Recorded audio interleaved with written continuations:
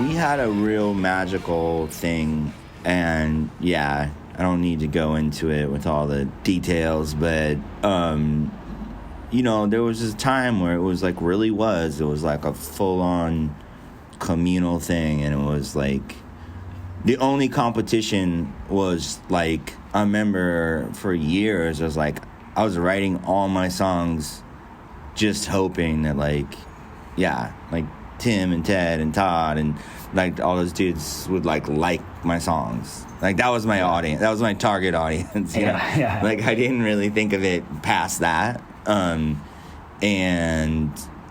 yeah, there was like making the label and doing all that stuff together. It was really magical and beautiful and like super like uncommon, and yeah, it was a very special thing, you know. And then as everything goes, it's like money gets involved and success and people getting pulled and like labels trying to sign bands and like trying to like, do we stay together? I mean, I remember the Fink turned down I wish they hadn't now when I think back to it, but they turned down like multi-million-dollar like record contracts so that they could like stay on the label, which like if they would have just signed, they would have beat the fucking Killers and LCD to the punch, you know, like they would have already been huge.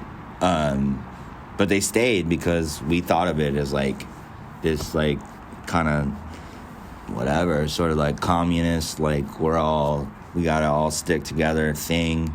So we all turned down like a lot of opportunities that we wouldn't have if we didn't have like the friendship that we had. And then just kind of, you know, some shit went down with like whatever. Some shit went down and like everyone started to splinter and like do different stuff. And I mean, that's like you all. It's another version of you having everything like on documented record. Like people who are a core group of friends in high school, it's not like they're all the same exact group of people with the exact same the way they were 20 years ago. It's like that's how that's how things progress. You know, it's inevitable. But it's still worth pointing out that all those bands you're mentioning right now have been passed along on email threads by way of me in this podcast, like casually and in a friendly and supportive way. It's not.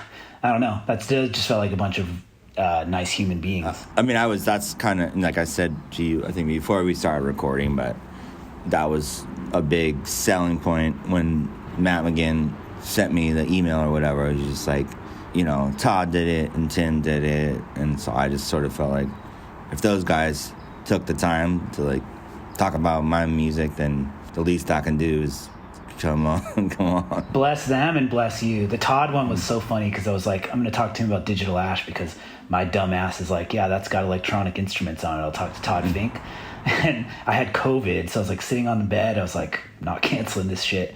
And then it was like 2-3 minutes into the interview. He's like, I asked something, and he's like, you know, I'm not really the type to remember specific things or blah, blah, this. And I was like, okay, this is beautiful. But it was like, you know, the kind of thing where you're like... Did you talk about his hats? I did, yeah. Absolutely did. Absolutely hats did. Are but sick. Like, they were really amazing. And like, I think what it does is the kind of thing where like you think your plan might be something, like I'm going to shoehorn a conversation about Digital Ash into a conversation with the Faint or whatever. And you have all your ideas for things. And when you toss that out, the conversation's actually better because you're just talking to Todd Fink about a place and a time and art and combining styles of things. And this is way better. It was cool. It was. I had to cover the Digital Ash stuff a little, like my own after that a little bit more. But like, it was beautiful to talk to him. Yeah, he's an interesting guy. He does not, you know, the whole idea of like not being in a box. It's like I feel like you could like literally